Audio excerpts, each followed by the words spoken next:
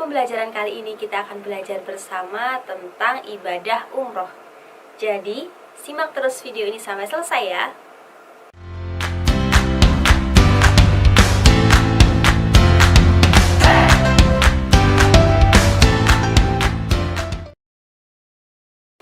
Umroh adalah berkunjung atau berziarah ke Baitullah dengan tujuan untuk beribadah kepada Allah, untuk mendekatkan diri dengan syarat, rukun, dan waktu yang telah ditentukan oleh syariat Islam.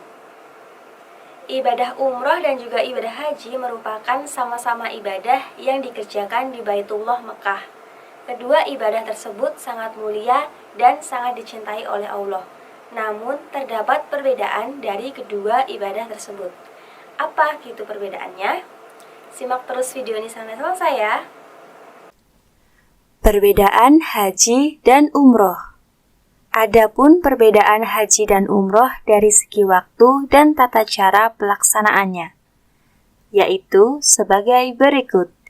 Yang pertama, waktu pelaksanaan dalam ibadah haji dilakukan setahun sekali pada tanggal 9 sampai 13 Zulhijjah.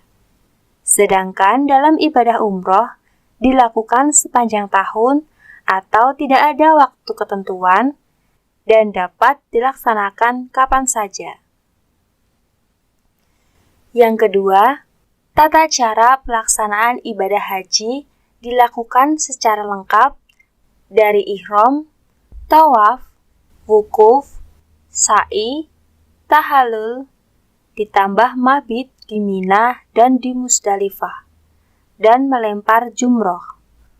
Sedangkan dalam ibadah umroh hanya melakukan ihram, tawaf, sa'i, dan tahallul. Perbedaannya hanya pada wukuf.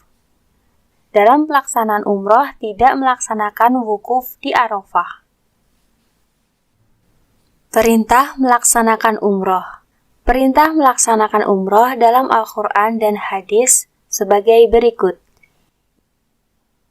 Yang pertama yaitu pada surah Al-Baqarah ayat 196.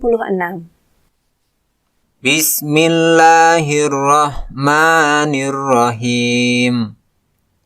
Wa atimmul hajja wal umrata lillah. Artinya, dan sempurnakanlah ibadah haji dan umroh karena Allah. Al-Quran surah Al-Baqarah ayat 196. Hadis dari Abu Hurairah radhiyallahu anhu. Al-umratu ilal umrati kafaratun lima bainahuma. Wal hajju al-mabruru laisa lahu jazaun illal jannatu. Artinya, dari Abu Hurairah radhiyallahu anhu, Rasulullah sallallahu alaihi wasallam bersabda, ibadah umroh ke ibadah umroh berikutnya adalah penggugur dosa di antara keduanya, dan haji yang mabrur tiada balasan bagi pelakunya melainkan surga. Hadis riwayat Bukhari dan Muslim. Macam-macam ibadah umroh. Umroh terbagi menjadi dua macam, yaitu umroh mufrodah dan umroh tamattu. Yang pertama yaitu umroh mufrodah. Umroh mufrodah merupakan ibadah umroh yang tidak ada hubungannya atau kaitannya dengan ibadah haji. Dalam pelaksanaannya, ibadah umroh ini dapat dikerjakan kapanpun dan tidak ada keterikatan waktu. Bacaan talbiyah yang dibaca ketika melakukan perjalanan dari miqat menuju Mekah adalah sebagai berikut. Labaik Allahumma umratan. Bacaan tersebut memiliki arti, aku penuhi panggilanmu ya Allah dengan melaksanakan umroh. Umroh yang kedua yaitu umroh tamattu. Umroh tamattu adalah umroh yang dikerjakan atau berkaitan dengan ibadah haji tamattu. Ibadah umroh yang satu ini dikerjakan pada bulan-bulan haji dan dilaksanakan terlebih dahulu, hingga selesai baru dilanjutkan dengan ibadah haji. Cara pelaksanaannya tetap sama dengan ibadah umroh pada umumnya, namun dilaksanakan dengan membaca doa talbiyah sebagai berikut. Labbaik Allahumma umratan mutamatti'an biha ilal hajji. Doa talbiyah tersebut memiliki arti, "Aku penuhi panggilanmu ya Allah," dengan melaksanakan umroh yang dilanjutkan dengan haji. Sekarang kita akan belajar tentang ketentuan ibadah umroh. Yang pertama, kita akan belajar tentang hukum umroh. Hukum awal umroh adalah wajib karena termasuk dalam rangkaian ibadah haji, namun tidak termasuk pada rukun haji, sehingga hukumnya yaitu sunnah. Selanjutnya yaitu waktu pelaksanaan ibadah umroh. Ibadah umroh dapat dilakukan kapan saja tanpa batas waktu, kecuali pada hari-hari tertentu, seperti hari Arafah tanggal 10 Zulhijjah dan hari-hari tasyrik seperti tanggal 11, 12, dan juga 13 Zulhijjah. Syarat-syarat ibadah umroh. Syarat yang pertama yaitu beragama Islam.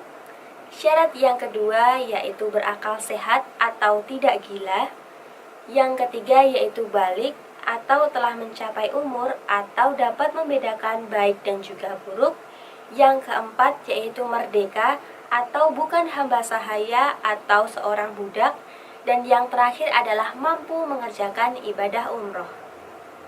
Adapun rukun, wajib, dan sunnah umroh sebagai berikut. Yang pertama kita akan membahas tentang rukun umroh. Rukun umroh yang pertama yaitu ihram. Ihram adalah berniat memulai melakukan umroh dengan menggunakan pakaian ihram. Rukun yang kedua yaitu tawaf. Tawaf adalah mengelilingi Ka'bah sebanyak 7 kali. Rukun yang ketiga yaitu sa'i. Sa'i adalah berlari-lari kecil dari Bukit Safa ke Bukit Marwah dan sebaliknya sebanyak 7 kali, yang dimulai dari Bukit Safa dan berakhir di Bukit Marwah. Rukun yang keempat yaitu tahallul. Tahallul adalah keadaan seseorang yang telah dibolehkan atau dihalalkan melakukan perbuatan yang sebelumnya dilarang selama berihram. Tahallul ditandai dengan mencukur rambut paling sedikit beberapa helai. Rukun yang kelima yaitu tertib. Tertib adalah menertibkan rukun-rukun yang telah disebut, yakni mendahulukan yang terdahulu secara urut. Selanjutnya, kita akan membahas tentang wajib umroh. Yang pertama, mulai dari miqat. Miqat zamani umroh, waktunya sepanjang tahun. Artinya, tidak ada waktu tertentu untuk memulai melaksanakan umroh, jadi boleh dilakukan kapan saja. Selanjutnya, miqat makani umroh. Pada dasarnya sama dengan miqat makani haji, tetapi khusus bagi orang yang berada di Mekah, miqat makani mereka adalah daerah di luar kota Mekah atau di luar tanah haram. Yang kedua, meninggalkan segala larangan dalam umroh. Larangan umroh sama halnya dengan larangan dalam ibadah haji. Selanjutnya yaitu kita akan membahas tentang sunnah dari ibadah umroh. Sunnah yang pertama yaitu mandi. Yang kedua yaitu membaca talbiyah dengan suara keras bagi laki-laki dan dengan suara lirih bagi perempuan. Yang ketiga yaitu berdoa setelah membaca talbiyah.